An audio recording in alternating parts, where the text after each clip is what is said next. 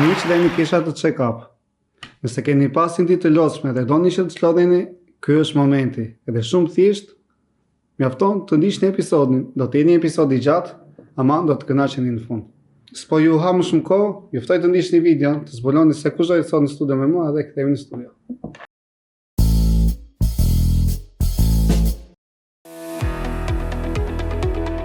Teatri për të nuk është thjesht një punë, por është një realitet i tërë.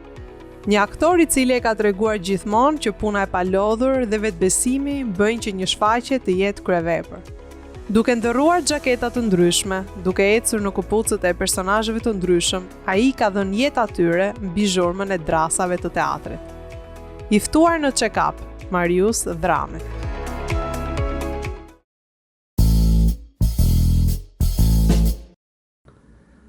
Në fund, kemi mundësi të bëjmë një bisedë tamam kështu në kafe. Në thonjë se kafe simi, po që unë e quaj në kafe. Faleminderit për ftesë. Se tani ne kemi pak kohë që njihemi bashkë, po më shumë jemi njoft në anë pune. Po. Po që të bëjmë një bisedë të qetë se kemi pas mundësi dhe Jo. në anë. Është kënaqësi që jemi bashkë. Kënaqësia ime. Faleminderit për ftesën. Edhe që të dalim në temë. Patjetër. Se në fakt ajo është qëllimi që jemi këtu. Si fillim ti nga skena në skenë, nga shfaqja në shfaqje. Si a del që i kaq i Zotit i bësh kaq? Në flas në sytë e mi, më duket saktë. Çfarë gjë? Nuk jam i Zotit. Dhe të them drejtën, gjithmonë kam pas kritika për kolegë që kanë punë paralele. Nuk mundet. Ti je i zanatit vetë, e njeh zanatin dhe nuk mundet që një punë të tillë ta bësh. Në fakt ka qenë rastësi, paktën periudhën e fundit për cilën ti po flet, që ishin 3 shfaqje dhe sa mbaronte njëra, fillonte tjetra. Dyta, po. Dhe nga mbarimi i njërit projekt në tjetrin gjithmonë ka pas një 2 ditësh pushim, kështu që nuk kanë qenë të mbi vendosura. Plus që kanë rastis projekte për cilat regjisorët, për një arsye ose një tjetër, më kanë menduar mua si aktor për t'i mishëru personazhet e tyne. Dhe ti e ke vënë re, besoj të paktën ke shfaqjet që ti ke ndjek, ke ardhur dhe je marrë me punët tona, e ke parë që ku janë momente thella, mendimi, tragjedi, mundësishme të vrasje, apo me momente të forta dramatike, unë jam aty. Pas shka se vetë kam shumë qef komedinë edhe grotesku. Kuptoj. Ja, unë e them se edhe ai 2 ditë që thua ti që mund të jetë shumë në sytë e të, po në sytë e jo, mi si publik, nuk e shumë pak, e kupton se shfaqja s'është gjë e lehtë. Paktën unë që di diçka më shumë ndoshta nga publiku më i thjeshtë, e di që s'është e lehtë. Më shdash të bëj kapërcime të mëdha, me që është këtu, ishte Marmeladovi, dhe kur mbaroj pata një, më pak se 2-3 ditë pushim dhe fillova një projekt tjetër që më ofrua një monodram, i pakallur i vdekur, nga teatri i parë privat në Shqipëri, Zonja e Bujtinës. Po. Dhe atje kam punuar në ndrysni të jashtëzakonshme për shkak të llojit projektit, duke qenë se ishte financuar nga bashkia. Bashkia bënte presion për kohën. Dhe në fillim kishim 20 e ca ditë kohë, dhe një ditë bukur na vjen një nga këta zyrtarët e bashkisë dhe thotë, shiko, kemi bërë një gabim, thot, në për llogaritje 10 ditë kohë kemi. Dhe fati im është që nga hiçi. Fati im është që teatri e Zonja Bujtinës është shumë afër shtëpisë time. Dhe përveç se gjumit në shtëpi gjithë pjesë tjetër e kam kaluar aty. Po. Online. Mbaroj kjo. Po. Dhe 3-4 ditë pasi ka mbaruar kjo, më ka marrë në telefon Shoqëri Çavushaj, regjizori për festivalin e të rinjve, dhe ishte Emigrantët. Dhe më thot, e ka marrë projektin me vonesë, për shkak të rrethanave që dikush tjetër ishte përjashtuar, ishte larguar vetë, domethënë, dhe mu ofrua mua projekti edhe dua ta vë, thot, po kohën e kemi të sit dhe mundësim për të punuar e kemi vetëm natën. Për qa bëhet fjalë, thash, për Emigrantët. Ai thash, po ti s'ke ardhur kot ka unë, jo, tha, pas sugjeruan, e di që e njeh, e di që e do pjesën, apo mirë, thash atëherë. Kështu që ka qenë rastësisht është se dhe ato 2-3 ditëshat pas mbarimit një projekti dhe fillimit tjetrit, gjithmonë thoja tani do shplodhem. Do rri, nuk do marrë gjë. Dhe vinte. Dhe detyrohesha që psikofizikisht bëhesha gati për tjetër. Dhe për dreq, ne mund ta them këtë, pjesë shumë impenjuese ti ke parë, ke qenë vetë, si nga ana emocionale, si nga ana e përgatitjes fizike, si nga ana e përgatitjes mendore, aq më tepër që kushtet në Shqipëri. Sot ka sallë, nesër s'ka sallë, nuk kemi ambient për prova, duhet merresh edhe me gjëra që nuk që s'janë të tuat. Po që përfshihesh, domethënë ti do që gjëja të dalë mirë. Je vetë pjesë e gjës dhe kërkon të japësh kontributin tënd, mirë po duke dhënë kontributin tënd përveç asaj që të takon, fillon përfshihesh këtë sa gjëra që s'të takojnë, dhe vën të rregullosh punë, fillon prish punë, pa çka se ti e bën nga dashuria për këtë punë. E pastaj fillojnë sa mosmarrveshje edhe Vetë lëmsh. Shqip. si të gjitha lëmsh, po. Në fakt është një pjesë e dimshme, po ta mendosh ti që mos plotësojnë kushtet, se është një ta quajmë në gjuhën e popullit zanat që jo të gjithë mund ta bëjnë. Ka ato. Nuk e di çka ka ndodhur, Enea. Di këtë, të gjithë duan të mirë paguhen. Dakord. Në çdo lloj gjëje që bën për të ndërtuar një shfaqje, në çdo lloj pozicioni, mirë është të mirë paguhet. Po, që të kënaqesh me punën. Patjetër.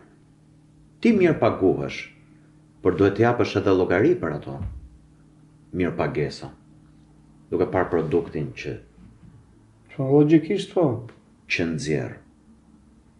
Ka ca probleme të tmerrshme në këtë komunitetin ton. Kam përshtypjen se ne bëjmë autogol, ne ja futim vetes. Në qoftë se do krijoj, nuk e di a ekziston, flas nga pozitat e ignorantit, realisht se nuk e di, po e mira do ishte që të paktën aktorët të krijonin një organizat, një sindikat, ku të vendosin një, e thënë me shqip, një tabelë çmimesh. Ashtu siç funksionon qoftë edhe në Hollywood. Nuk po them për masat e Hollywoodit, por nuk mundet që të më vi mua një propozim me 1.000 lek dhe të them jo, normalisht se për mua kushton pak 1.000 lek dhe ta pranoj dikush tjetër sillese e bëun për 1.000 lek. Këto janë problemet pagesave në përgjithësi. Kushtet e tjera pastaj janë skandal se ne nuk kemi një tabelë çmimesh apo nuk dim ku drejtohemi për një tabelë çmimesh për një sallë. E salla nuk ka asgjë të turpshme, sallat jepen me qira. Po. Në gjithë rrezullin toksor, dhe ti nuk e di se kujt duhet t'i drejtohesh për të bërë atë pagesë dhe nuk e di ku e bën atë pagesë, duke qenë akoma në stade tribale, flas për profesionin, për rrethin artistik, duke qenë akoma tribal. Dhe faleminderit shumë prej tyre. Ne të rinjve, sidomos na hapin dyrë dhe thonë, hajtë se do ta marr unë për fjalët. Po. Po nuk është normale. Ta jep një herë, ta jep 2 herë, s'është normale. Them se duhet krijojmë një mekanizëm që ta shesim veten. Ta shesim produktin që prodhojmë. Nuk mund të jetë gjithmonë me financim. Nuk mundet. Dhe po ti shikosh Treçereku i ti njeh vet për shkak punës që bën. Edhe bashkë na lidh puna.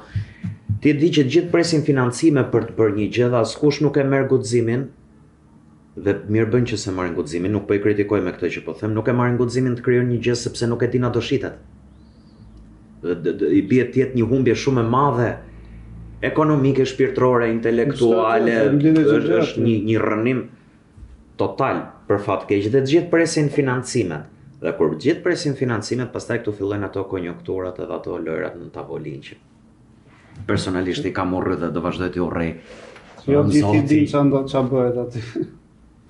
Gjithë edhe është problem i madh shumë. Është një botë e fshehtë.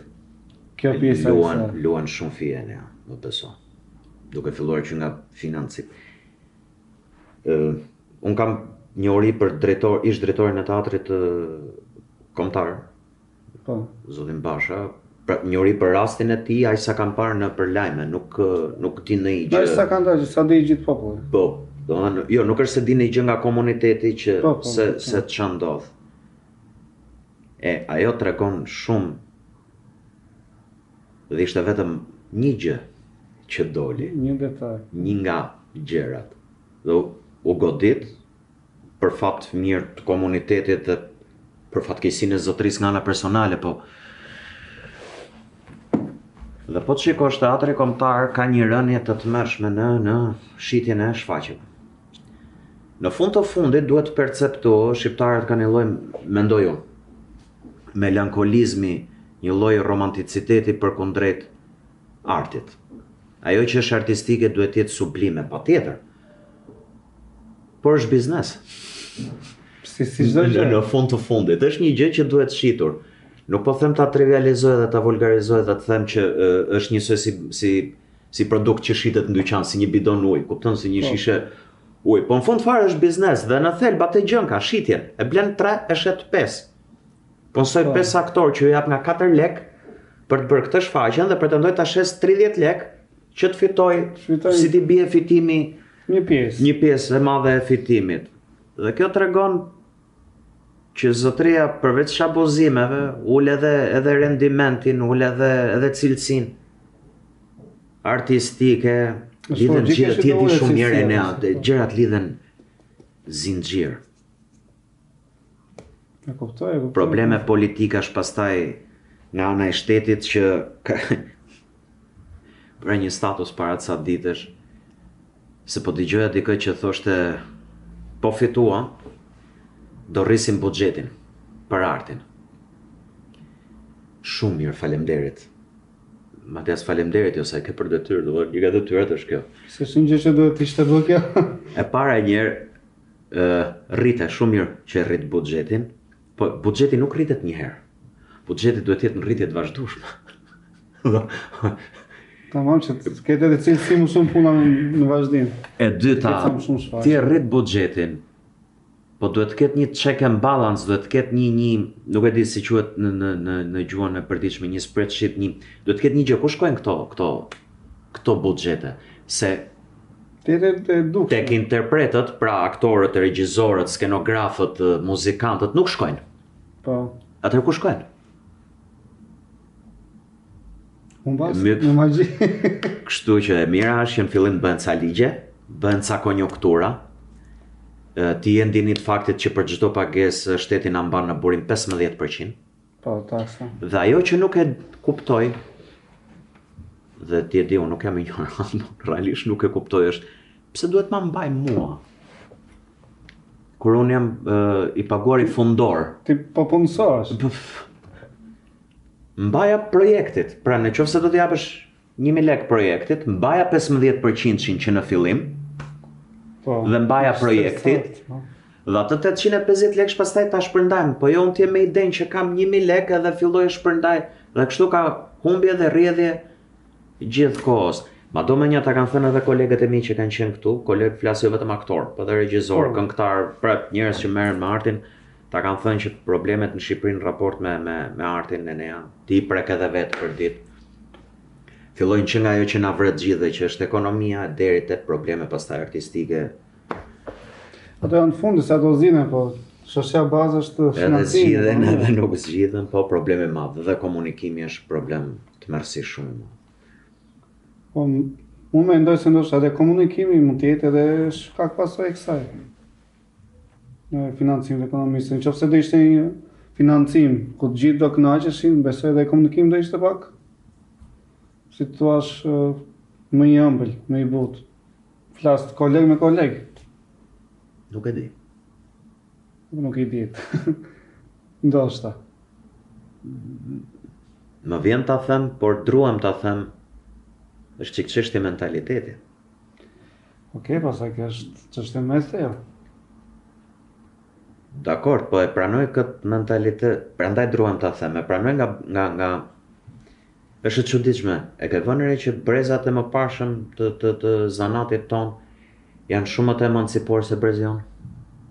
Janë shumë më modern. Po e shoh, madje edhe shoh edhe në cilësi pune dhe në gjithë. Në të gjitha, ndërkohë që është për të qarë që brezi jon ka të fuzë vetëm, absolutisht. Nuk e përjashtoj Po. ku më shumë, ku më pak, diferencat i kemi të vogla. Jemi shumë më të vjetër se të vjetrit. Një pëlqeu kjo sjet. Jemi shumë më të vjetër. Pedagogët e mi,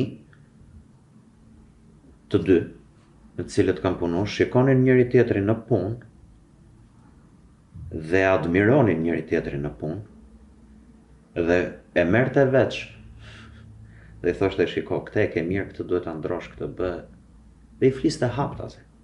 Ndërkohë që me brezin ton kjo nuk ndodh. Po. Sigurisht se kur është nevoja për të fituar dy pare më tepër dhe për të lujtur nën brez, për të lujtur poshtë tavolinës, sigurisht që bëhesh agresiv.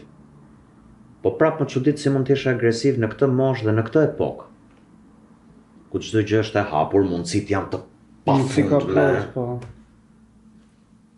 Ata janë më të emancipuar se ne. Pedagogu im ka pas thënë, arti në Shqipëri është bërë azil për të rinj. Edhe ja përdor shpesh këtë fjali dhe fjalin tjetër, jemi katandisur mirë. Edhe po ta mendosh ju që keni kohë, që jeni pjesë, e s'keni spata që janë në hapat e fillimit? Me shpresën ke Zoti që duke qenë brez tjetër dhe mundësitë janë shumë më të mëdha, flas për informimin, për gjitha çka shohim, mjetet teknologjike sot janë të pafundme, shpresojmë të bëjnë mirë për vete dhe për ne. Kuptoj. Ju ka ndodhur në një moment ty individualisht ose ty me kolegë që keni pas qef që të sillni një shfaqje, dy shfaqje, po s'ka qenë mundësia ekonomike, financimi? Jo një herë ne. Jo një herë. Është gjynata të gjosh këtë që nga toni që e the.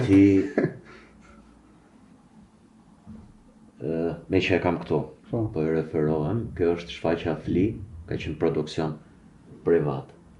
Të parë dhe të fundit, Marmeladove, të dyja pjesë që janë vënë kuadër të projektit të festivalit të regjisorëve të rinj, hapat. Kë njëra kam qenë regjisor dhe aktor, këtë tjetra vetëm në konditët e regjisorëve, se unë s'jam regjisor, po një provë e imja për dhe të aktorit. Të dyja shfaqjet kanë vdekur, një keq që po e them me këtë gjuhë, po realisht kanë vdekur me 5 shfaqje.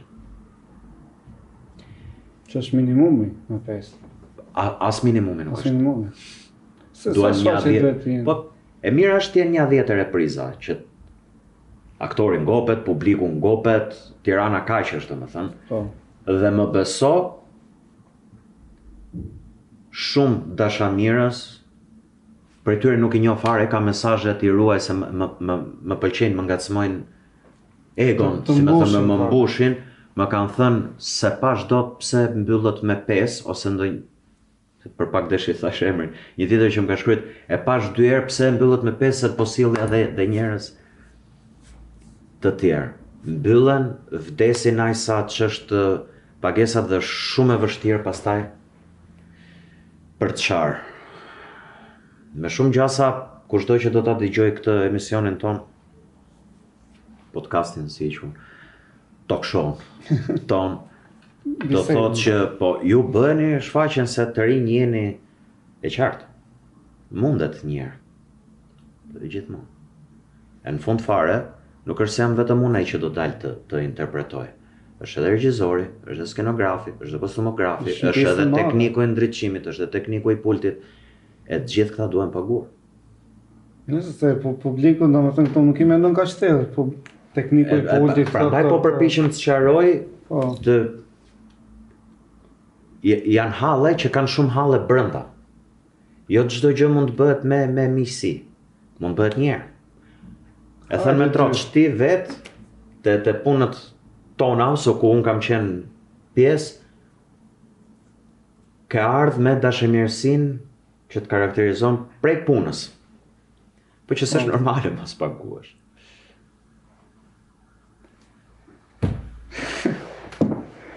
Edhe heshtja flet. Beti. Po shikoj që me që po flasim që edhe publiku të di më shumë se po im se më shumë Patjetër. thellësi. Se edhe ti tu vetë check-up është në gjë e thellë. Patjetër. Para shumë, sa veta staf duhen që të bëjnë një shfaqje? Veç pjesës që dojnë në skenë. Si fillim varet vepra që ke zgjedhë sa aktor do ketë. Po. Supozoj dhe janë 5. 5 aktor. Po. Atëherë 5 aktor është regjizori, 6, kostumografi, 7, skenografi, 8.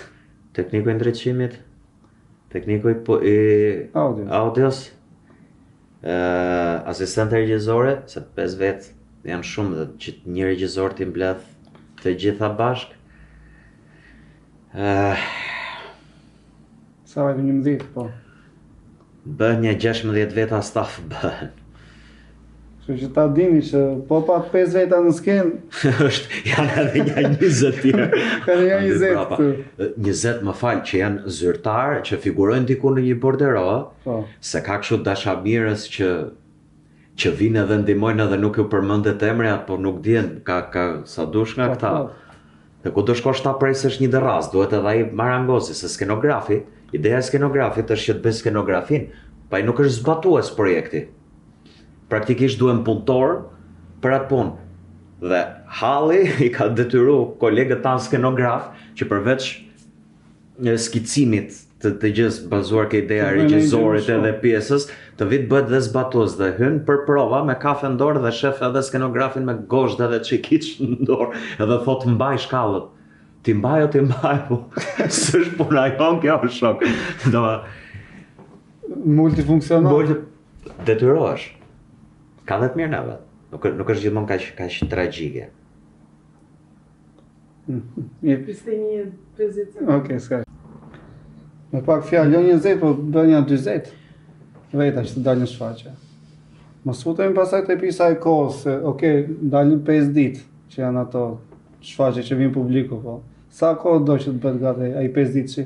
Një 5 ditë. Nuk llogaritet 5 ditë, llogaritet premiera. Pjesa tjetër është po flasim në gjuhën e popullit. Me një mjeshtrat e punës tana kanë mësuar që për të nxjerrë një premierë, flas për një shfaqje normale, shfaqje masive 3-4 orë që do shumë punë, po për një shfaqje normale duhet një 40 ditësh punë me 5-6 orë punë në ditë.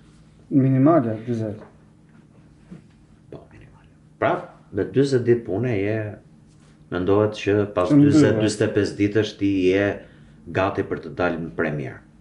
Po 40 ditë, do të thënë pa pushime në mes së gjithkohës. Jo, flasim 5-6 orë, 7 orë punë në ditë, ku prej cilave këtë e din gjithë se s'është një sekret për interpretimit, për sa i takon interpretimit, punë aktuale është 3-4 orë, trupi lodhet, pastaj mendja lodhet, nuk jep më. E pjesa tjetër janë punë, sigurisht punë që duhen bërë patjetër, jo veshja, mizansena, idetë e regjizorit, përplasja, diskutime. Besoj se do e kanë thënë dhe kolegë tjerë këtu se si funksionon ngritja e një shfaqje. Që fillon me punën tavolinë, leximet, nxitja, diskutimet, ku do ta çojë njëri, ku do ta çojë tjetri personazhin. Është punë kolosale këtë. Është bukur e nea se të shoqëron kudo. Për dikë që dëgjon e shef si Leviatan, si një gjë të frikshme, është në fakt e frikshme, po është edhe e bukur. Për atë që interpreton, dhe këtë nuk ma mohon dot asnjë koleg, sidomos një koleg që ka pas edhe një sukses madhor, e keqja është që nuk i përket më njerëzve që ke rreth e përqark apo dashamirësve tu. Shok, familjes, momentin që ti fillon edhe pak nga pak, ashtu pa e kuptu, fillon zhytesh në botën e personazhit, fillon i shndërrohesh dhe atyre që të njohin në dikush tjetër. Sidomos në kohën që veshet e tamam veshin fizike. Ata e shohin sken, po shikojnë edhe shpërfytyrimin tënd në shtëpi që nuk e ke mendjen, je diku tjetër. Sigurisht nuk je 24 orë 24 me rol. Je, por nuk e shpreh tërkohën. Kështu që fillon ju bëhesh në çik i bezdisshëm dhe atyre, po është e bukur. Ka, çdo punë ka atë anë pozitive dhe negative të vetën. Patjetër. Emocioni që ndjen pasi mbaron një projekt dhe kur mendon 2-3 pikat të cilat ti e thën me kështu në gjuhën shqip, ja ke bërë zmetin mirë.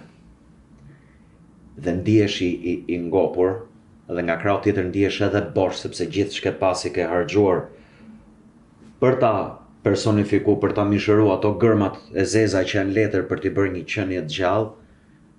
Besoj që ajo lloj ndjesie me shumë pak gjëra ka të krahasuar. Për mos me thënë asgjë. Kuptoj. Edhe kuptoj edhe se kuptoj. Mundohem ta kuptojmë saktë. Njerëz ndryshëm me përjet ndryshme e gjejnë këtë lloj kënaqësie, besoj edhe ti e ke ndier kur ke marrë një projekt madhor të ndin që ke je investuar me mishe me shpirt, që vërtet ka konsumuar. Por ti që një kënaqur që u bë. E kam fjalën që të jem në vendin tënd, mundohem ta kuptoj se ato. Nuk është lehtë ta aktorë që pa puna. Unë e quaj kështu, se pata shpënjeta që ti nga fleta e kthen në vizuale. Patjetër. Po. Edhe nga flet nga ideja, se kanë shumë puna me këtë në një videoklip spot. Kthem vizuale nga hiç, nga një waf goje. Nga kaca gërma të zeza.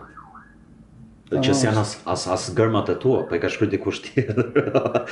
Thjesht i ka dhënë. I ka rëndit ashtu si çdo është ai, edhe po t'jepi. Atje është tamam ajo puna më e madhe. Edhe lodha, nuk keni lodhje psikologjike, më shumë se fizike. Keni lodhje fizike, po më shumë keni edhe fizike. Është në çik teatër për tac ky, se këtu vjen shumë pak shfaqje ku kërkojnë angazhim fizik, duke qenë se prioritet ka fjala. Nuk është kritik, kjo është këtë lloj teatri pëlqejmë. Po. Vende shumë të mëdha se ne, shumë të emancipume kanë disa lloje teatrosh. Kjo është një nga momentet e fizike ku si unë si kolegu Marceli, të dy mbi pesh. Madje mbaj mend se kjo pjesë nuk ishte llogarit, po kemi përfunduar të dyja ishte pa. E mbaj mend të pjesën nuk e do thye një gotë atë. Po. Pa dashje. Po. Po dumtua dikush të bëjmë. Jo. Se ndodhin dhe këta aksidente në skenë. Patjetër. Po në një moment që dolim tek kjo pikë që ka ndonjë aksident, mund të jetë detaj teknik, mund të jetë çdo gjë, mund të jetë ka pafund. S'marr më tekst, mund nga ty, nga kolegu, nga kushdo. Si ja bën në moment që ta kalosh të bësh diçka. Për këtë punën e harrimit të tekstit, të siguroj për një gjë. Harresa ndodh dhe nuk e di sa një uri ke ti për teorinë speciale të relativitetit. E vërteta është kjo, aktori që ka harruar tekstin, i duket sikur koha që po kalon është shumë e madhe. Ndërkohë publiku që e shef dhe nuk e di fare që ti ka harruar tekstin faktikisht, percepton 2-3 sekondë. Po puna është ke paniku që e zë aktorin, po sigurisht kur mësohesh me skenën, edhe ke prodhimtari, po them, edhe kur e harron e mbledh veten shpejt, qetësohesh, e di që ato janë thjesht 1-2 sekonda dhe probleme teknike ka pafund, pastaj që të futet një muzikë, një soundtrack gabimisht, të bën një ndriçim gabim dhe të ngatërron gjithë mizansenën, nga këto ka pafund. Kjo është shfaqje, kur ka qenë për festival, më falë, mërmëllë, do ishte tjetra Emigrantët, Marceli pati një problem, do hapte një nga këto konservat, dhe aty ndriçimi ka qenë vetëm me qirinj, se këto janë ato problemet cilat po thoja, ishte skenë tjetër, vajtëm në një skenë tjetër, montimit cilës u bë brenda ditës, dhe ne nuk patëm kohë fare për prof, sepse në orën 5 mbaroi montimi i skenës dhe në 6 jemi futur për të interpretuar. Wow. Imagjino terrorin, po, as fast food nuk ishte dhe Marceli në tentativë për të hapur këtë konservën u qa keq, se u qa midis gishtave.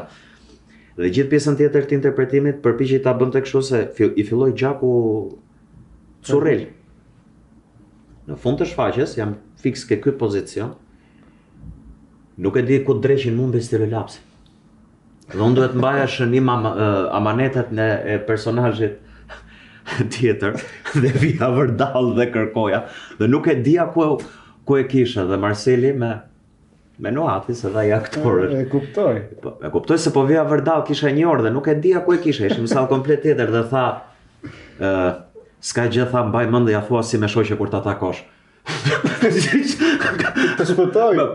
Më shpëtoj po dhe gena, po rria, po e prisja çdo thoshte. Kur mbaron gjithë shfaqja që ndizën dritat e fillojmë të mbledhim gjërat. Ku ishte futes të Pas divanit, nuk e gjeja dot në botë më atë rësirë, nuk isha shau. Mbaj mend tha se ja thua ti me shoqe kur ta takosh Amanetin. Ishte i momenti, po edhe të shpëtoj tamam. Po patjetër, kështu ka pafund. Do të them një sekret mbase bëj gabim që e them. Është një sekret i madh. Aktorët flasin shumë në skenë me njëri tjetrin. Jashtë teksti, nuk po them që bëjnë muhabet dhe bëjnë karagjozllëqe dhe ngatrojnë njëri tjetrin edhe jo, absolutisht. Po kur them bëjnë shumë muhabet, them që flasin shumë pa e kuptuar publiku fare dhe s'ka për ta kuptuar kur. Dhe nuk është një gjë që mësohet për të bërë me hile. Jo, në fakt të bën nevoja. Aktorët, kur janë dhe dashamirës, kolegët me njëri tjetrin, e korrigjojnë njëri tjetrin, dil pak më këtej, jepi pak më ritëm, gjëra të këtij lloji. Është një kuptim, siç edhe komunikimi me syre. Jo, flasin normalisht. Puna është që stërvitesh aq shumë sa që e bën dhe e di që ata nuk e shohin. Janë dhe këto truket që publiku është i përqendruar zakonisht ka ai që ka hallën më të madhe nga personazhet në skenë, kështu që tjerët edhe mund të përfitojnë të vetë korrigjohen apo të korrigjojnë kolegun apo ka ca huqe si çdo zarat, se këto vinë atë që them që publiku beson gjithçka. Aty. Patjetër, për atë punë jemi aty që ta bëjmë besoj gjithçka. Pastaj është zotësia juaj që e bën të besueshme sa. Patjetër, që për atë punë stërvitem. Mandje në shfaqje që kam qenë tuat, kam pas mundësi që të kem edhe mikesha me vete. Po them në është një zysh, është shumë mikesh e imja. Edhe e dëgjoja, edhe ndjeja që çante. Ka qenë ke shfaqja? Te Marmeladovi. Marmeladovi. Që e besueshme sa e po çante, ishte në ktheja kokën e shikoja kështu. Marmeladovi ka qenë një punë. S'besoj që ka qenë e vetmja, jo. Jo, po shiko, e para ka shkruar Dostojevski. Që aty duket. Sfida ka qenë që kur regjizore Gjino Mosollari nuk ma propozoi. Më tha do ta bësh. E thash mirë do ta marr për sipër, po. Sfida parë ishte duke qenë gjuhë romani. Kishte gjasa të binte në një lojë patetike dhe duhej një stërvitje ndryshe këtë herë për ta sjellë si gjuhë natyrale të folur. Avantazhi im është që unë kam lexuar Dostojevskin herët në adoleshencë. Jo në adoleshencë tashme, po herët, në gjimnaz dhe kam qenë i dashuruar me të dy veprën e njinim shumë mirë, e dinim peshën e asaj që do kishte dhe do të them një kuriozitet tani që do të pëlqej. Një vajzë më tha që kur kam lexuar romanin, kërkoj pas njërë nga shfaqjet kërkoj me patjetër të më takonte. Dhe tha më ke ndryshuar një bot kuptim nga fillimi në fund, tha dhe unë do ta lexoj Dostojevskin nga fillimi. I thash pse? Okej, faleminderit për kush është thelbi. Gjithmonë kam menduar tha që Marmeladovi është ky babai pjenec që nuk ja del dot dhe si nuk gjen dot ai forcë për t'ia dalë jetës, për të ndihmuar fëmijët e vet, shoqen e vet. Kur pash interpretimin, tha, domethënë që e pash i Marmeladovin në duke folur, duke ecur, duke qarë, duke qeshur, duke qarë hallet e veta, kuptova shumë gjëra, tha, dhe kuptova që e kam lexuar pa njohurit e duhura se si mund t'jetë ai, ose me një perceptim të gabuar. Magjia skenës, e lexon, krijon një përfytyrim dhe kur e sheh të Të bie poshtë ajo. e gjitha patjetër, ke një perceptim tjetër, megjithëse mendoj, Mërë Moldovi ti e ke parë, ka qenë është i shkruar qartë. Sfida ishte që të kthej ai fragment në një pjesë teatrale dhe për mua Gjino ka bërë më shumë nga që mendonte Gjino vetë se mund të bënte. Ka qenë një punë kolosale, e lodhshme, Shumë e saktë. I nxehti bënte të vetëm, duke qenë se është punuar ne kemi punuar ngushtë, shfaqja është dhe në shtator. Fati im I madh gjatë asaj shfaqje ka qenë që unë për shkak se personazhi shumë shpesh pinte, unë kisha gotat me ujë dhe I shpëtoja djegjes zbrëndshme nga uji. Po vinte I moment që edhe ujë se shtë do të mos e ngrohej. Po ndente. Ti alkoolin e konsumon vetë? Në rrallë, por po. Se aty domethënë duket që një pianec. Domethënë ajo është ujë, se publiku me që është ujë dhe I ftohtë në fillim dhe bëhet I ndenjur ande nga gjysma pastaj që sfutet në gojë, po nga sikleti kemi pirë. Do dila te kjo që nuk dallohet që ti se pi alkoolin. Ta shohësh aty thua, që ka pianec, ke bërë kështu. Ç'është sterviti, unë e kam pirë, në mënyrë të moderuar, si gjithë njerëzit kur mblidhen, po Po jo në atë nivel. Jo, në atë nivel e Manollatovit, jo. Ç'është sterviti e ne. Edhe se tek videot që u shfaqë, ka dhe momente që ti ndes Duanin shpesh aty dhe unë di një gjë që edhe kjo ndeza e Duanin në skenë nuk është shumë e thjeshtë. Është morti e ne. Shumë teknik. Nuk është si kushdo që ti është mos e ndez. Jo, duhet të jesh një aktor të merrsisht, aktore. Më thënë, unë di që I rregjur. Unë di që cilësoj si një nga elementet që do shumë punë bë. Nuk do punë, stërvitu sa të duash nuk bëhet, vjen vetëm me një eksperiencë të jashtëzakonshme dhe për ta përkthyer teknikisht momentin është në jetë kur flasim dhe ndezim cigaren, që ne jonë është e programuar për t'i bërë veprimet në mënyrë korrekte. Që do thotë unë po flas me ty, ndes duhanin dhe vazhdoj të folur me ty pa e humbur intensionin asaj që do të them. Imagjinohen skenë këtë, kur je në një tiradë të madhe, pa e humbur intensionin dhe pa e bërë problematika të pirën e duhanit. Ka shumë anekdota me këtë dhe më e famshmja është që një njeri që e ka pirë duhanin gjithë jetën, ngjiten në skenë dhe nuk di më ta pi. Fillon merr poza, kontraktohet, bëhet të zë paniku, është e vërtetë.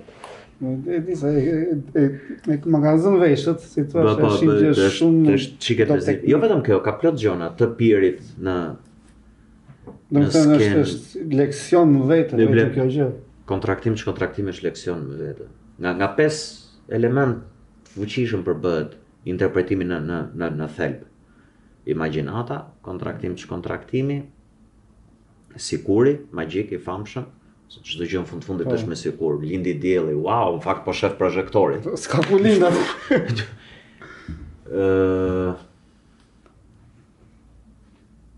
Partneri, edhe tani se I kam harruar. Leksionet që nga shkolla.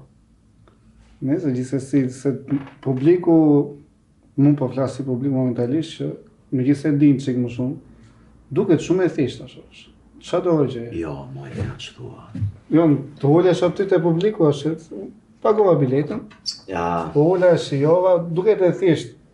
Po del ky, del kjo, në fund fare publiku nuk ka pse të interesoj vështirësia që kalon një trup për të ngritur një shfaqje. Megjithatë për të dhënë një ide të lodhjes dhe se ç'a bëhet andej mbrapa. Andej pastaj është jo, andej mbrapa në kuptimin, domethënë si ndërtohet. Regjizori ka një vizion të gjës. Që fillon edhe merr forma avash avash.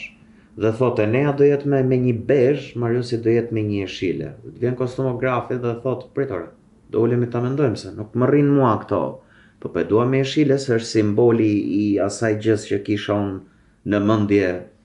Dakord, po nuk e japim dot se nuk më rri me kohën për cilën po e ve.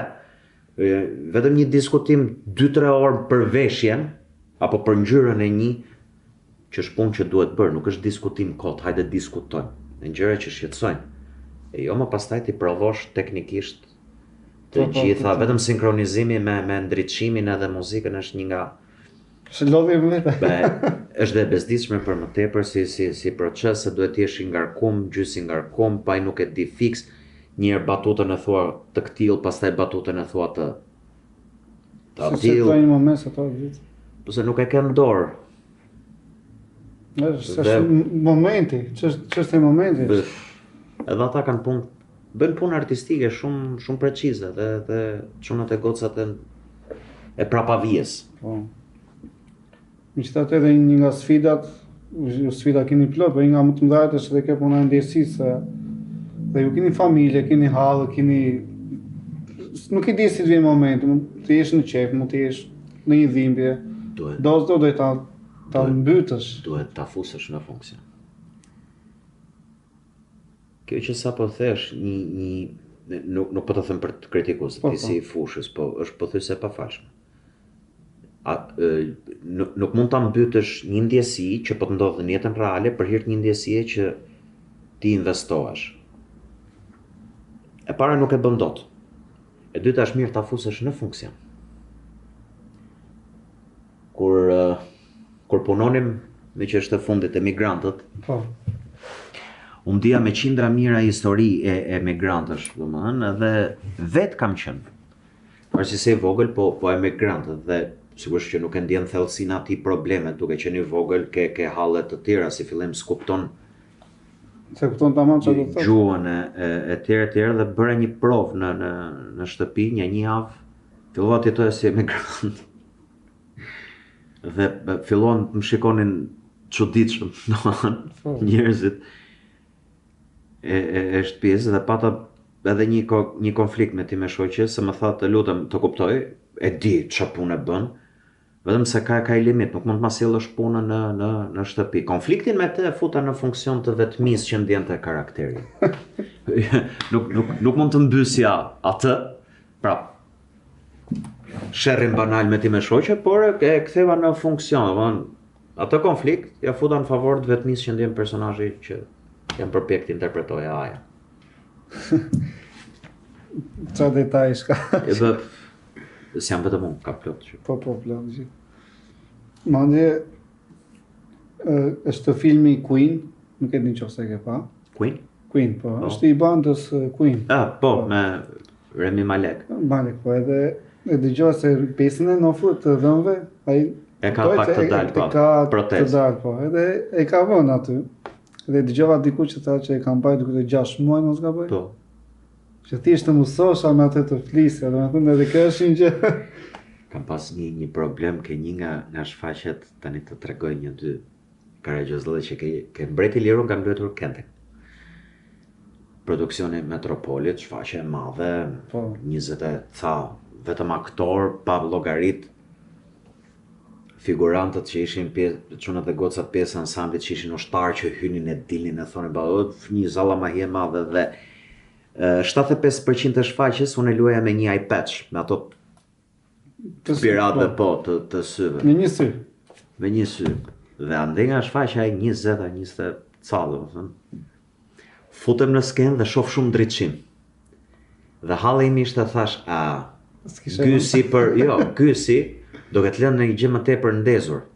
Edhe tani, po që hall si ti thoja, me stil, që fik një gjë se ke një gjë ndezur. Kur ndërkohë aty për aty kthehem dhe në reflektim të kishim një objekt plastik, shoh veten që e kisha iPad-in e ngritur. Dhe gjëna që ndodhin, po që kemi nga këto plot.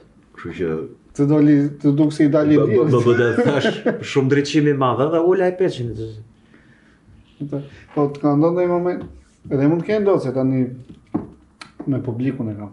Që? Se publiku nuk është njësoj gjithmonë, që ndonjë moment publiku nuk ta jep atë, si të është mbështetjen atë që ti je në një pikë kulminante dhe nuk, thjesht nuk bën asgjë. Si ndihesh? Ke bërë një pyetje shumë interesante. Domethënë shumë i ftohtë, e kupton? Ose mund të jetë. Do të përgjigjem shumë sinqerisht. Po. Do të gënjeja po të thoja që unë të paktën është 100% i dhënë të ajo që po bën. Sigurisht që publiku ndjehet. Ndikon shumë. Në fillim, pak më i ri, edhe sidomos në fillimet e zanatit, ishte një problem shumë i madh. Dhe ti fillon sforcohesh duke i dhënë vetes ca shtysa të jashtme për të ndikuar. Nuk ka amatorizëm më të madh. Sepse ti e humb kontrollin mbi veten, i dorëzohesh atyre dhe fillon bëhesh i çuditshëm, nuk ka më personazhi një linjë lineare, dhe ai që po të shef thot, mirë, nëse deri tani s'po më kënaqte, tash ç'pati, domethënë që u bë budalla fare me këmbë me duar. Dedi Papa Avrami, violinisti i famshëm, ka treguar në një intervistë, kam dëgjuar më shumë vëmendje, ka thënë që publiku, domethënë, bëj punën tënde mirë, sigurohu që ke dhënë gjithçka, se dhe kur publiku është realisht indiferent, ajo të cila po bën do përcillet. Dhe jepte shembullin kur jepte koncert solo në Mesdhe, sigurisht si mesdhetar, jemi më si quhet, reagojmë shumë shpejt ndaj gjës. Dhe thot, ajsa dhe mbezdisnin se më ndërprenin sonetin në mes për shembull dhe duar trokisnin dhe publik më të tmerrshëm thoshte kam gjermanët. Sepse nga fillimi deri në fund nuk kanë pikën e reagimit dhe ti nuk e kupton çfarë po bën. Kështu. Apo bëj mirë, apo bëj keq, çfarë po ndodh se nuk reagojnë. Dhe e kupton se ç'ke bër kur mbaron shfaqja. Nga lloji duar trokitjes. Dhe megjithëse ty të duket sikur ata të kanë braktisur, nuk janë me ty. Nëse ti e bën seriozisht, e bën sinqerisht.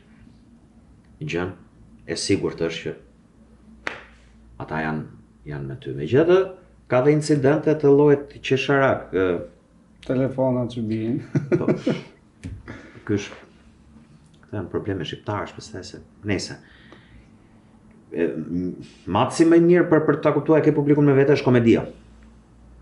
Ti punon, ti mund të qeshësh sa dush me kolegët e tu aty por nuk përballet me publikun është shumë e frikshme. Dhe në momentin që dëgjon të qeshurën e parë, aty por të ndodh dhe siç më ka ndodhur mua me Xhinon ke një shfaqje Nina që kemi pas. Që publiku nuk qeshte dhe ne na ka ikur gjithë shfaqja që se ishim mësuar 10 në të rresh që publiku vetëm qeshte. Po. Dhe natën e 10-at, 11 nuk qeshte asnjë. Dhe fillom duke u merakos, po o ka gjë që s'shko ke ne, o ka gjë që s'shko ke këta. S'ka mundësi. Po, dhe u mor vesh që kishte qenë sallë intime, sallë e vogël, aty ke Klea Huta. Ishte një grua mund mes një 70-80 vetë në sallë që u thoshte atyre mos qesh. Dhe komedi.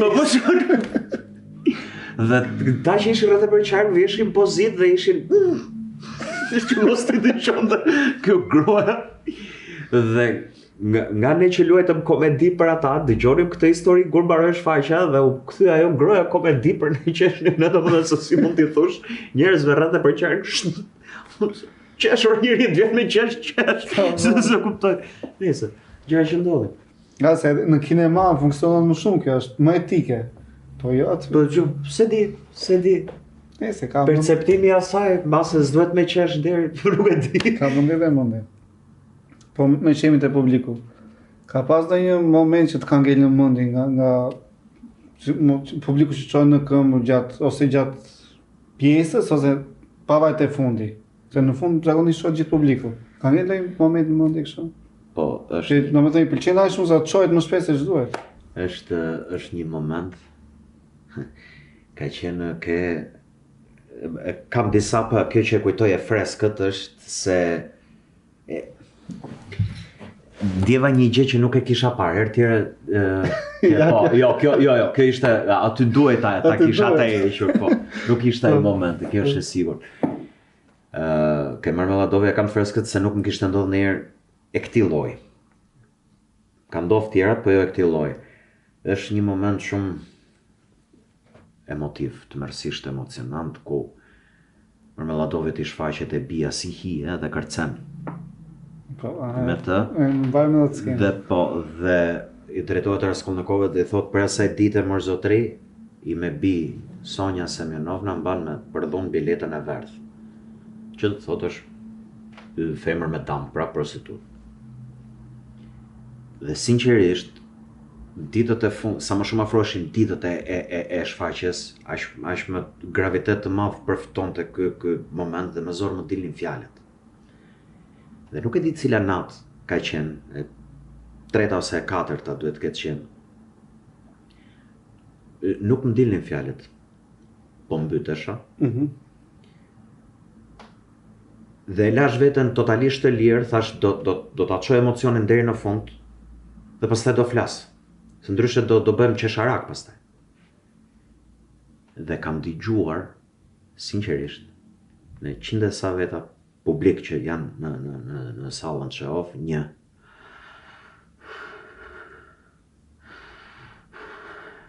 Dhe instinktivisht e kuptova, kjo ishte e njëjta frymare me mua.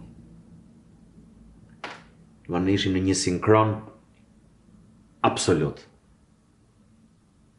Gjë veçantë. Dhe thash, Mariusi brenda meje, do më thënë jashtë Marmeladove, tha, mirë, po bën mirë.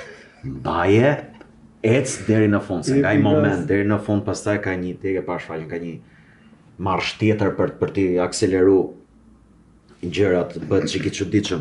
Marmeladovi, po e ndjeva që frymarja tyre, unë nuk po dëgjoja frymarjen time, por e ndjeva që ishim në një... Dhe kur unë fola, ato patën një... ishim në sinkron absolut. Dhe po.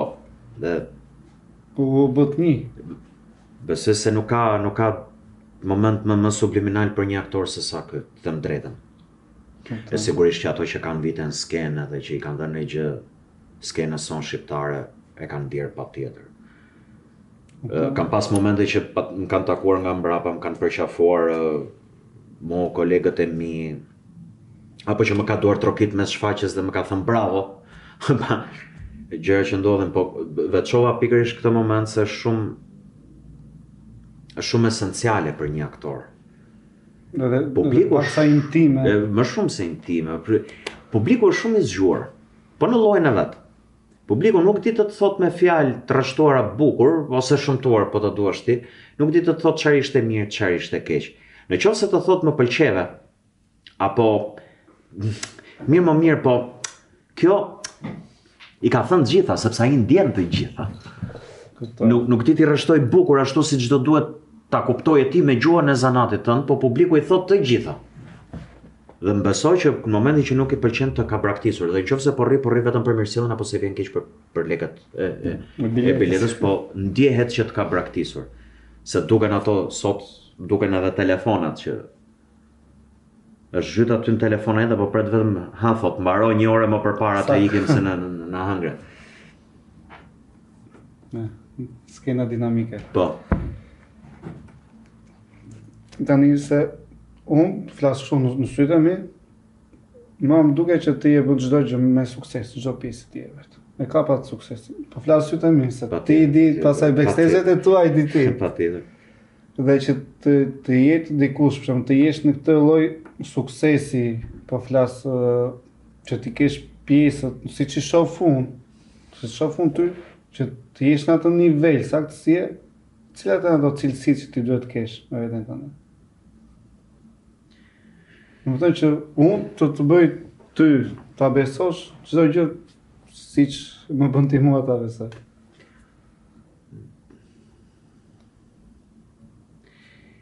Po ta them shumë të gjërë dhe po ta bëj fije rrugës. Nuk duhet bërë kompromis. Dhe kjo përfshin absolutisht çdo gjë brenda. Si fillim, shumë aktorë pranojnë punën normalisht se do punojnë, nuk do rrim pa punë. Po janë shumë pak ato pjesë që realisht i do. Karrierë, nëse mund të përdor fjalën karrierë, qesharakesh për vete, nuk është shumë e madhe. Po unë kam luajtur gjithmonë ato role që dua. Dhe kur them gjithmonë, 99.9% e rasteve kam luajtur role që i kam dashuruar, që i kam ndërruar t'i luaj. Dhe që i ndjen Dhe- ti luash. Dhe kjo më ka bërë mirë, duke mos u përfshi, sidomos në fillimet e mia kam qenë shumë selektiv. Pastaj për shkak problemeve të mia personale dhe sociale pata i shkëputje totale nga nuk doja. Po duke filluar që nga kozmetika e armikut edhe deri te emigrantët që është e fundit, nuk kam bërë kompromise.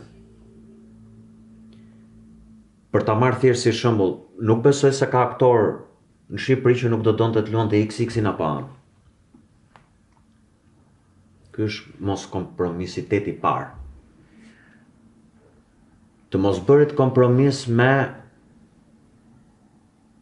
profesionin. Detyrat janë shumë të qarta. Kur je aktor, je aktor. Dhe kur regjizori ka kërkesa, do të thotë që ai di një gjë që ti nuk e di. Ose ai sheh një gjë që ti nuk e sheh. Dhe nuk e ka hiç për detyrë as të motivojë dhe as të mbush mendjen ty. Nëse ti ke dyshimet e tua,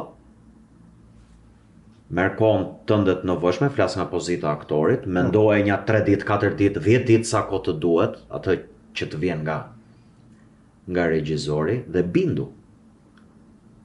Dhe nuk ka asnjë lloj të drejtë, ose unë e bëj këtë të paktën që të ndërhysh në vizionin e atit që komandon. Ky është mos kompromisi tjetër dhe e madhja fare është të dorëzohesh pa kushte përkundrejt asaj që lexon, që presupozohet të bëhesh. Në kuptoj. Për sa i takon gjërave të tjera, zëri, shikimi e të gjitha këto elementet teknik, më besohen janë gjitha gjëra të stërvitshme. Dhe kur them të stërvitshme, mund t'i fillosh edhe 90 vjeç edhe 95 vjeç i ketë gjatë të stërvitura. Ideja është që filloj njëri pra në shkollë, kur fillon shkolla lart 18-19 vjeç, dhe që ti stërvit gjithë jetën ato sa vinë dhe latohen edhe bën më të mira dhe t'japin një lloj sigurie. Pra, për të marrë shembull, unë dhe një aktor, Neri Liçaj po them. Ja përmend emrin se kam shoh. Po. Sigurisht gjëra që unë i provoj për herë të parë në skenë, apo mendoj se po filloj ti rock, atit janë bërë instinktiva.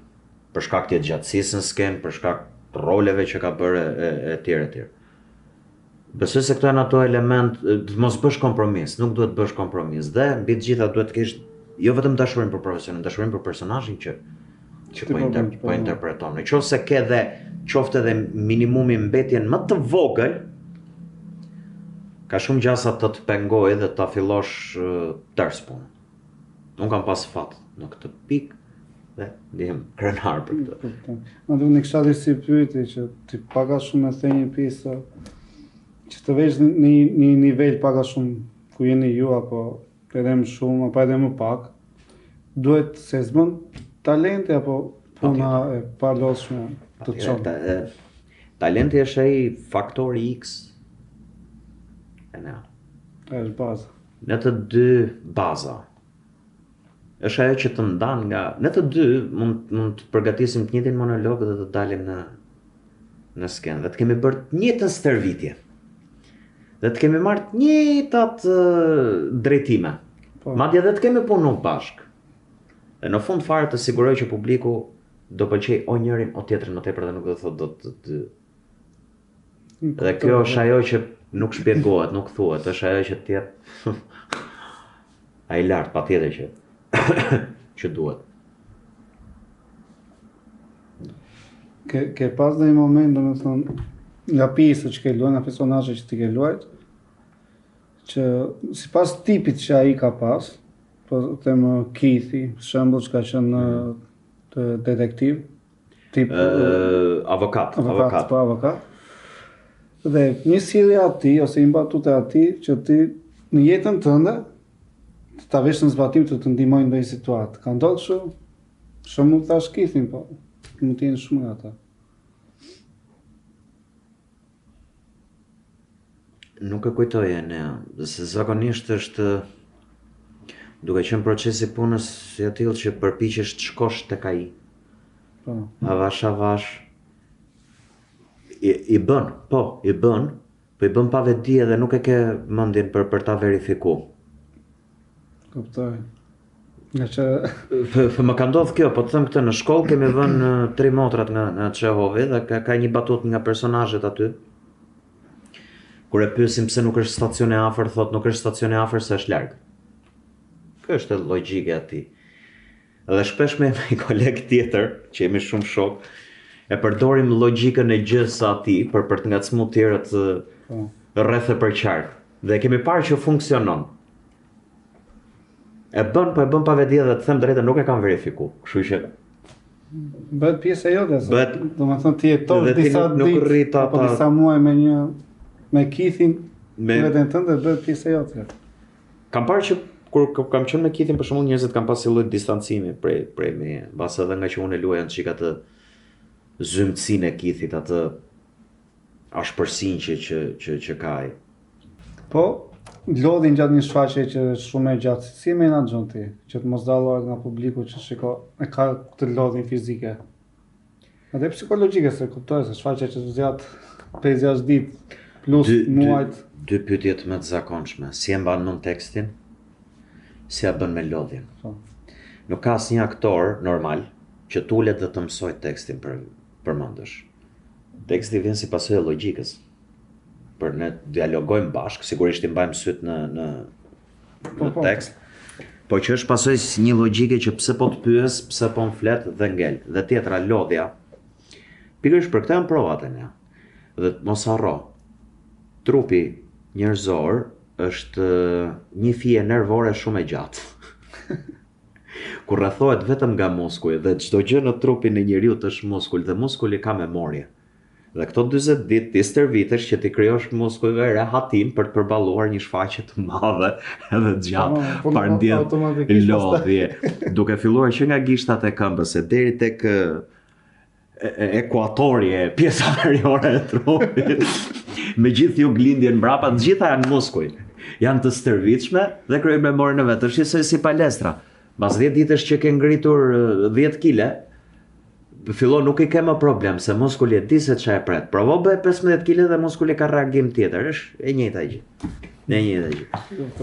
Ai që për ton thot u lodha pastaj, kjo është e sigurt. Po në momentin që ti je në skenë dhe ajo lidhja jote me publikun, a e shef si një si edukim ndaj publikut? Më ka hapur një temë që kam më pëlqen, faleminderit se kam qejf ta them çik. Se e themi lart e poshtë, po ndryshe kur e thua në kafe me kolege dhe funksioni primar I teatrit nuk është edukues. Teatri nuk është shkollë. Nuk është edukim të thuash paska dhe kshu njet. Si kjo që po shoh. Funksionin rreth parë mbi të gjitha I teatrit është të krijojë një lloj pështjellimi për mira për keq. Mendoj unë, Po. se nuk është absolute. Më shumë të ngrerë pyetje se sa të t'jap përgjigje. Dhe ti bësh një pasqyrim halleve dhe gjithë atyre gjërave që të rrethojnë ty në raport me atë me të cilën pe. Nuk është teatri për të ndarë sikur po shef një telenovela, se ky është, ja ç'është ky papa, e ke parasysh këto gratë në përshpi kështu dhe papa, ju mos I fol, nuk është ky. Teatri duhet me gjetë një gjë dhe ke ai që perceptohet si villain, si personazhi I keq, duhet me gjetë një gjë. Edhe ka ai që perceptohet si personazh gri, pra që është plotësues, duhet me gjetë një gjë që çat lëviz nga brenda te kjo që pe. Problemi I tmerrshëm dhe pse është kthyer edukativ, mendoj unë, teatri, pra ka marrë rolin e mësuesit, është që na ndodh vetëm ne në vendet e ish republikave popullore socialiste. Se për fat keq filloi teatri dhe të quhej popullor. Ashtu dhe u bë popullore gjëja. Tani imagjinoj që në teatr për qindra mijëra vjet me radhë kanë shkuar vetëm fisnikëria. Dhe nuk është se shkonte fisnikëria se kishte mundësinë të paguarit, shkonte fisnikëria se kuptonte një gjë ndryshe nga pjesa tjetër e popullsisë për shkak të edukimit që merrnin. Dhe ato që shikonin aty ishin halle një bote shpirtërore krejt tjetër nga hallet e një bujku. Po. Dhe ke republikat sovjetike popullore, socialisto, mërlytyrore, si që ishim ne pastaj, u bë popullor teatri, duhet shkojnë gjitha. Dakord, gjithë shkojnë. Vetëm se ka shfaqje që janë për gjithë, ka shfaqje që nuk janë për gjithë. Me gjithë respektin, dhe këtë e kam thënë dhe në një emision tjetër, nuk ka, për mua personalisht, nuk ka profesion më të respektueshëm, e thënë në mënyrën më edukat mundshme se një fermer, se një bujk. Të betohem, kam një respekt të jashtëzakonshëm, sa herë ushqem tavolinë dhe shoh që kam speca domate, më vjen ai bujku që i ka ra kazmës asaj, më fal, shatit, atje gjithë ditën është një punë realisht shumë e rëndë. Për të prodhuar që ti ta kesh tavolinën plot, po drejt që e mori nuk e merr dot zotrin apo zonjën, që nuk ka shkollimin e dur, nuk ka asgjën e dur, ta marrësh dhe të shikoj Hamletin atje dhe aq më tepër mas 8 orëve punë. Dhe për më tepër t'jap edhe një mendim duhet puthet as duhet puthet Hamleti me Ofelin atje se është faqe mikroborgjeze, e kupton? Është faqe mikroborgjeze thot, ndërkohë që vetë Hamleti është borgjez. Po pra ne po puthet se është borgjez, çfarë?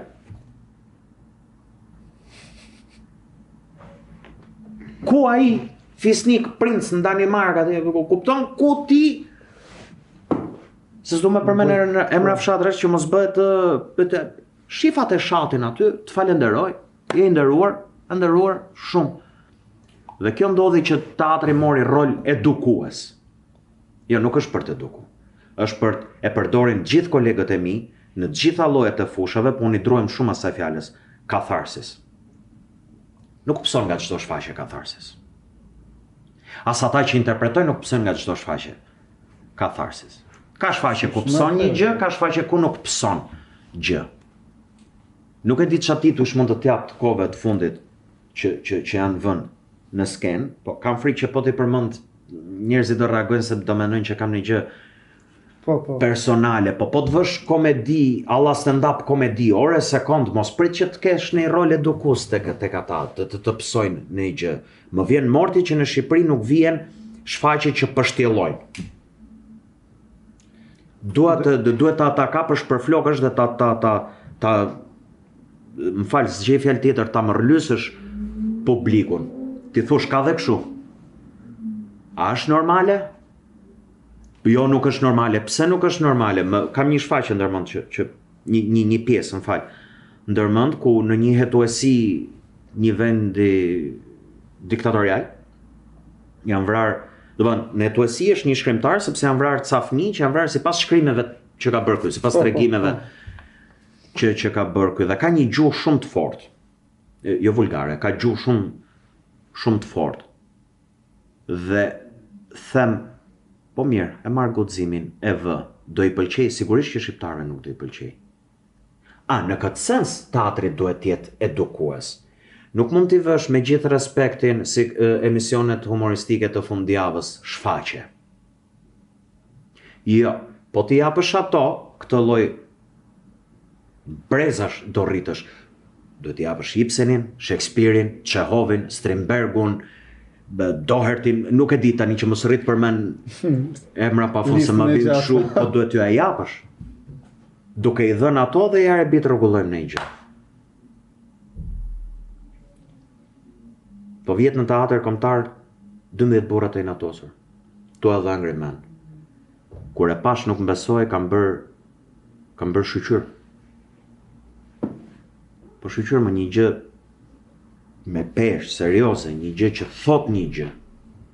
Një gjë që ka lidhje edhe me këtë realitetin ton, me spakun e sapakun e spatat që kemi ne këni vërdall. Unë e njoh pjesën prandaj, mos t'ja dekonspiroj publikut, por në njoh pjesën kam parë filmin që fëmijë. Shqyqyr më një gjë që pështjellon, një gjë që lëviz, një gjë, po të vesh vetëm komedi bana, a janë të vëshme, po patjetër janë. Ja, shplot se janë vodvile. Madje duhet bën edhe vendet adapt për atë punë që të vjen këto gjërat. Është një ditë shtunë, sigurisht. Merr atë birrën dorë, shkon në shef, ka bota plot si. Po, është. Si këto teatri duhet të jetë gjë komplet tjetër. Jo, ne kopjojmë, po kopjojmë edhe keq. Në vend të kopjojmë zgjidhjen e ushtrimit sipas detyrës që është dhënë, kopjojmë mbrapsh. Nisim nga fundi. Ne po snob në. Veç shpisës së skenës. Unë kam pas shpesh të ti bën edhe disa postime, që para shumë dikush mund t'i shohësh postime të gjata, ndoshta edhe nuk i lexon. Po 2 muaj të fundit janë një postim ishte me zotin N. Ishte një postim që titulloj Mamuth. Unë shkruaj diçka më shumë gjithë se zotin N, unë e lexova dhe ishte me detajim, domethënë që nga fillimi i ditës. Një ditë nga jeta e zotit N. Po. Në rini të hershme, tentativat e para për të shkruar poezi si të gjithë gjimnazistët që lexojnë, po duke u rritur e ndjeva që nuk e kisha as aftësinë edhe as forcën mendore dhe shpirtërore për ta përmbledh veten në një varg. Duke lexuar shumë, si dashnori i epërmi i letërsisë, ndjeva një shtysë të brendshme të shkruaja, doja një gjë që ta shkruaja, ta thoja. Shfaqe një gjë tënde. Dhe unë kam një dashuri të tmerrshme për groteskun dhe absurdin, dhe 2 që ke lexuar ti janë tregime të këtij lloji. Gjëja e parë që ka filluar të më ngacmoj kanë qenë fabulat edhe prallat. Dhe i kam kthyer përmbys, duke i sjellë në forma alternative. Edhe nga më ka nisur gjithë kjo. Nga absurditeti dhe grotesku që shohim për ditë dhe e marrim për të mirëqenë dhe e marrim për normale. Është një tmerr komunikimi kur fëmijëve ju tregojnë pralla dhe i thon ujku i keq. Sigurisht unë i dua shumë prallat, fëmijëve sigurisht që do vazhdojnë t'i thuajnë ashtu prallat, vetëm se kur rritesh, kupton 1-2 gjëra më tepër edhe fillon mendon, një sekond, pse është ujku i keq? Do të thonë çka ka bërë ujku që është i keq? Se nëse ujku ka bërë një gjë dhe etiketojnë si të keq, atëherë kush gjyqi? Si fillim, se nuk mund të ishte keq pa pasi gjyq. Po, pse i ka dalë nam? Presupozohesh i pafajshëm deri kur shpallesh i fajshëm. E dyta, nëse ti arbitrarisht e vë të keq atë, dakor, po pse? Dhe unë e kam nisur me prallën e Kësulkuqes. Ku e jema i thot Kësulkuqes, do shkosh e thot ke gjyshje, por që mos i bjerë këtej se të del ujku përpara. Dhe në fakt është këshilla më normale në rrezull. Dhe Kësulkuqja ndron rrugën, takon ujkun dhe në fund fare mbaron me gjatarin që e vret ujkun. Më fal, po për çfarë e vret ujkun? Flas si logjike gjë, si ose kam shkruar këtë në fabull. Si logjik gjë, për çfarë e vret ujkun? E para, i e ti që shkove e bezdiset atë, sa ai është në pyll. Ai është në rregull. Tamam. Ai është në territorin e vet. U aksidentova, thon njerëzit me makinë se më doli dreri përpara. Jo mjeshtër, është rruga jote asfaltume që është fut mes pyllit. Më fal, çfarë pret të dalë përpara? Dreri do dalë përpara. Je ti që po ja pret rrugën atij. Jo ai ty. Do leti aty. Dhe janë këto absurditete që më kanë nis nga gjua, po dhe që në fillim ja marr me fabulat. Dhe unë ndaj tregimet në 3 sektor. Kam fabulat që i kam kthyer përmbys. Janë tregimet e Zotit N, ku nisem nga absurditetet edhe këto groteskëllëqe të jetës përditshme, një sistem që nuk marr përsipër ta ndryshoj me tregimet e mia, po më bën përshtypje. Janë edhe tregimet që unë shkruaj groteske me tema nga Bibla. Nga Bibla për një kollajllëk se e njoh. Domethënë e njoh. E njoh historinë biblike si mitologji. Dhe ka shumë gjëra që ne i marrim të mirëqena. Po të them një që kujtoj nga tregimet. Zoti N bën një krahasim me rendin e gjërave dhe thot njeriu shpret, siç e kam shkruar unë, njeriu thot është në krye të zinxhirit ushqimor. A ka gjë më qesharake se kjo? Sepse kjo gjë është kudo që lexohet edhe në shkolla kështu është. që njeriu është ngryhet. Dakord. Unë, si zoti në, se e kam personazh, mendoj që kjo është gjë më qesharake dhe aftësia që njeriu mendon pikërisht duhet ta vërë të fundit në zinxhirin ushqimor. Dhe pse? Unë nuk di në elefant, në ketër, në leopard, ndryshim nga kafshët, se kjo na dallon kjo na vën në krye të zinxhirit ushqimor, që të vi pirë në shtëpi, të heqi rripin e pantallonave, të rrafi gruan, të vrasi dhe foshnjën se bëri shumë zhurmë dhe mos m'ka dal pija. Njeriu e bën këtë. Kafsha nuk e bën. Guxo dhe afroju në ju i konje. Guxo dhe afroju klyshvet në i çifti kafshësh. Më falë, që është ky njeri që vret foshnja?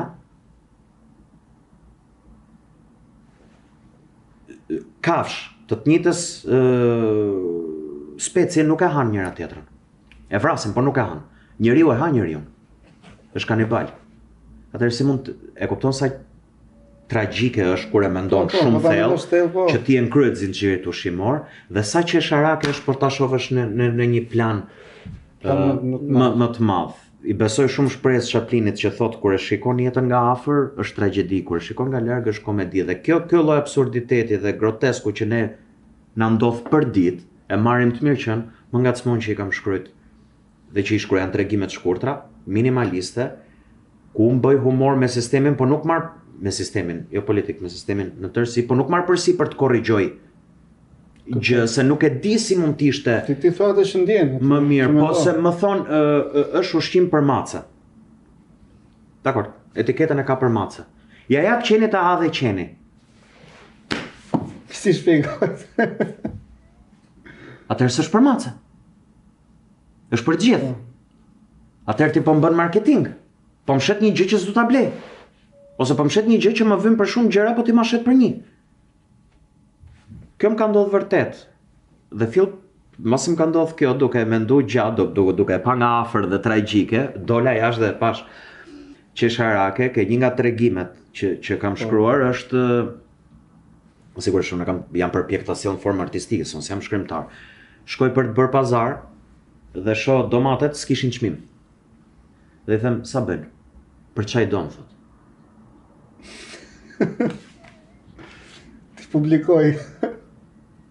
Më hoqi tekstin dhe vazhdoj, rri sot e kësaj dite nuk di çfarë sa kushtojnë, mirë përgjigje.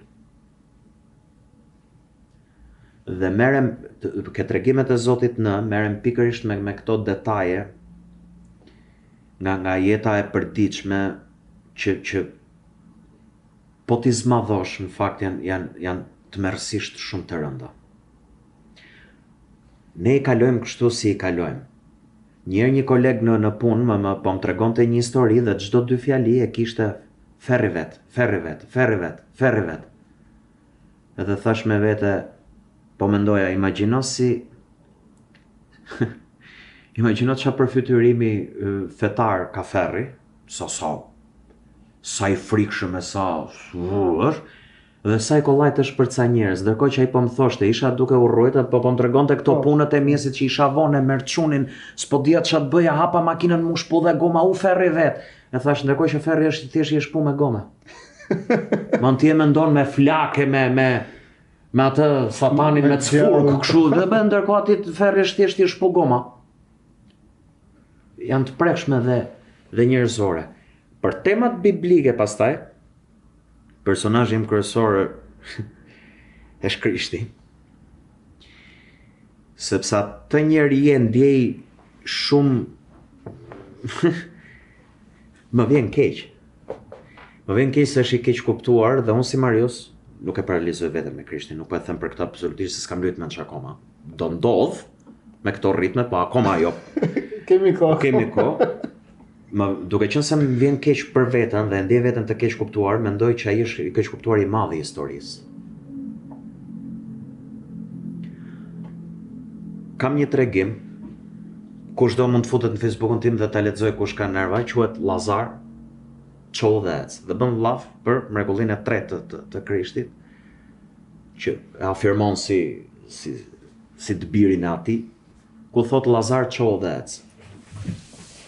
Dhe pse është i keq kuptuar Krishti sipas meje? Po shpjegoj këtë tregim për të përmbledh pse e zgjedh si personazh edhe për tregime të tjera. Tani imagjino se ka qenë jetesa në kohën e Lazarit edhe të Krishtit, një tmerr. Në lebroza në përkëmbe, njerëzit që vdisnin 40 vjeç shuashe e kishte tejkalu moshën, dhe Lazari, siç e kam përshkruar, pasi ka parë shumë ditë të zeza të jetës vet, ngeli dhe me një këmbë, u martu dhe me një prostitut me një gjoks. Etj që të krijonte një vatër familjare aq sa shu, nuk i gëzoi dot i shkreti, edhe tha më mirë të vdes edhe të bi në paqe. Do të thënë, ishte aq e dhimbshme jeta, sa më mirë të vdiste. Dhe vdiq. Dhe po pushonte. Në krye të 3 ditëve, për një tek të Krishtit, vjen dhe i thot Lazar çodhec. Dhe tregimi im fillon pikërisht momentin që ngjallet. Lazar çodhec. Po ku të mbytet Lazari shkret? Se Lazari 2 fëmijë që kishte i varrosi, nga lebroza. Gruan e parë ja hangri gangrena. Po. Vetë njërën këmbë humbi duke punuar llaçetulla se po ngrihej, ishte shëmbur muri ansori i mureve rrethuese të Jeruzalemit. Pra, i kishte pas një jetë ferr dhe me zor priti të vdiste dhe Krishti thot çau ngjall. Po ku të mbytem, lër më të pushoj, më lër. Dhe jetoi Lazari pa dëshirën e vet. E kam kthyer përmbys për të kuptuar keq kuptimin e madh. Zoti e di, kam dëshmitar sa të dush edhe me njerëz që kanë folë, nuk kam ndërmend fare të trivializoj apo të prek atë që është hyjnore, ajo që është hyjnore. Unë nuk tallem dot me të, kushdo qofshon. Ama më duket i çik shumë gjë e madhe që ka ca tema që i mbajnë tabu me zor. Edhe prekin. Që Krishti ka lind, po them, nga një është pjell hyjnore, këtë nuk e diskutoj fare. Nuk merrem me këtë pjesë hyjnore, unë merrem me pjesën e përditshme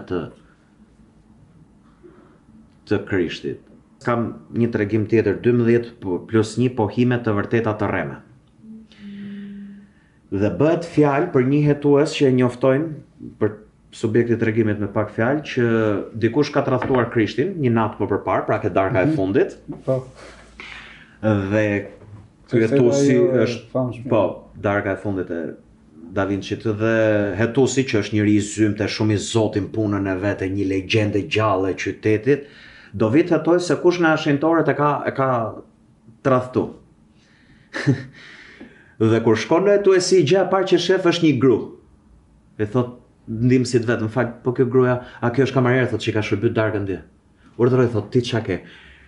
Dhe gruaja fillon shpjegon, ore ç'pun ka mua, thot pse më kanë sjell tu, mua më than do bësh i tavolin me 13 veta. Unë i thash gjithë nga i krau do uleni apo t'ju ndaj me 2 tavolina se jeni më rehat. Pra çështje praktike të jetës, nuk mund t'ulen 13 veta me vend gjithë nga i njëjti kraj, kupton? Po. Dhe pastaj fillojnë rrëfen të gjithë shenjtorët dhe ajo që unë mendoj është që shenjtorët, duke qenë shenjtorë u bën më mbrapa. Ata janë njerëz prej mishje, prej gjaku dhe kushdo që ndjen veten në rrezik potencial të madh, fillon edhe gënjen. Dhe unë një nga shenjtorët, se nuk i mbaj mend tani, do ta kem tregimin përpara, po them Jakobi, justifikohet, shiko thot, unë Krishti foli për i tradhti, po unë se kisha menjë se po shifja neshin. Kisha vonë dhe i skedin, thot edhe me zi po e prit çka gol në radhës. Bartolomeo thot, unë vajta në banjo, mu qep ajo kamariera nga mrapa, e kupto vet. Njëri që thot jam i pim, njëri thot që shiko Jakobit ju shpu goma, edhe mori mund telefon që ti kisha të mesha karrotrecin ta çosha. Po ti tjetri, jo, shiko, unë vajta me këta, po unë jo mekaniku. Unë e rregullova dhe në fund fare doli që askush nuk dinte gjë për tradhtin. Faji i tim.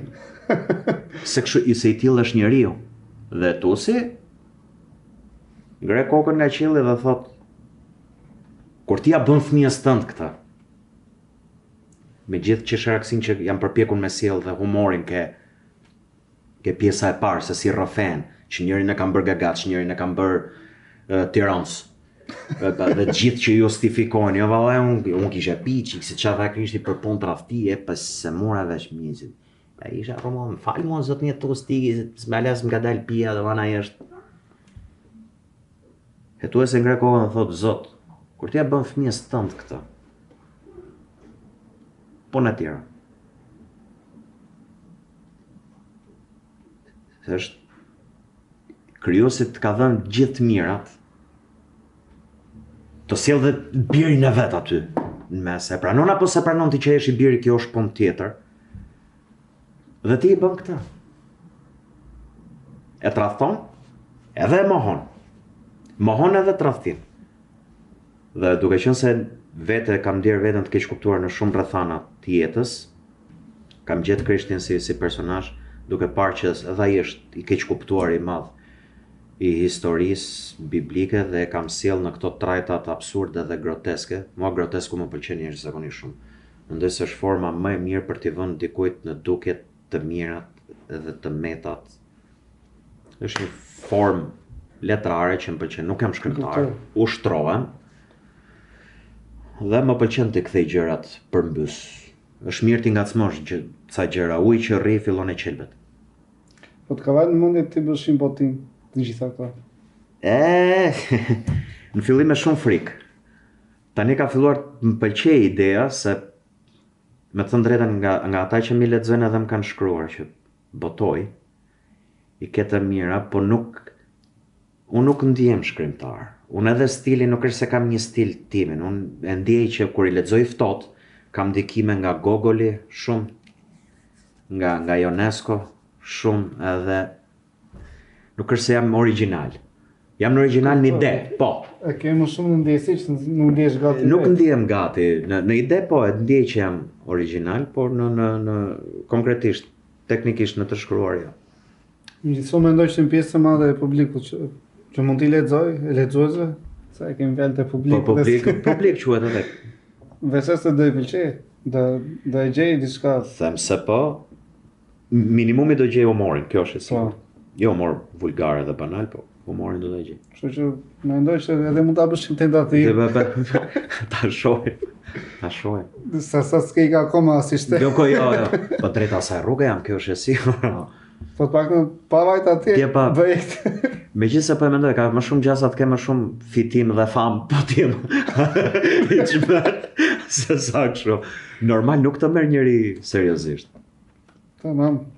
Më pëlqeu si thoni që ta bëjmë kështu. Normal nuk të merr njëri seriozisht. Kështu që ta gjej unë diçka të bëjmë. Të kaloj. Jepi. Do të kam shumë. Do e shfryr ti po ore. Tamam. Tani me që jemi gati nga fundi, po, që ta bëjmë një mbyllje kështu pak të lezetshme, do të bëjmë një lojë të vogël, se zakonisht kam qejf të bëj një lojë çoj unë, po që edhe mund të mos jetë lojë të vogël. Tu do shfaqen këto kuti me pikpyetje. Tani secila nga këto është një nga shfaqjet e tua. Dhe ti do zgjedhësh një nga këto. Dhe me titullin që do të shfaqja, madje edhe me foto, të na bësh një pjesë të vogël sa do që ti mund ta mbash më, sepse kuptohet me kalimin e kohës. Edhe jo zgjidh. Kam mallin e memorjes më tepër se sa. Hajde, me qenë. Të mezit, gjithmonë të mezit. Oj nea.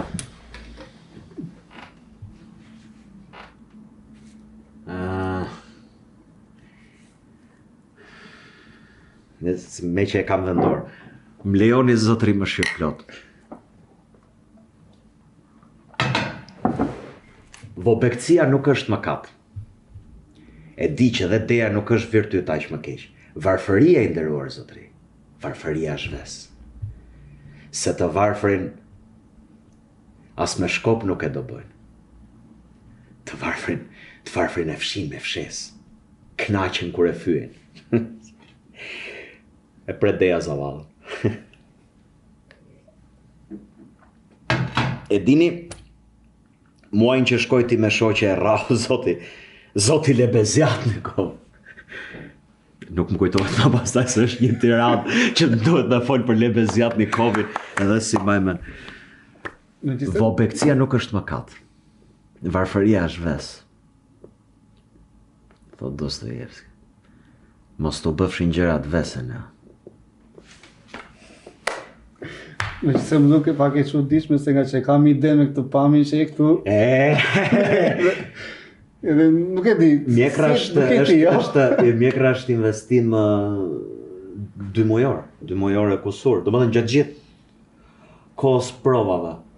Shëndeti pastaj kam rënë, kësaj s'kam çajtë. Nga sot ti matim ditë pas 2 muajve do vish ta bësh. Ditë po më, patjetër, ta bëj gjithë. Gjithë fillim fund, e kujton e tekst. Ta bëjmë një nga ato mbyllje si bën ato mbyllje të këshiçonin. Po, patjetër. Se ki uleni se ke. Po për ulem para publikut është ide. Kështu? Patjetër, edhe pastaj ne të gjithë bashk përkulemi para publikut. Edhe se episodi këtu. Shikojmë në episodin vazhdim.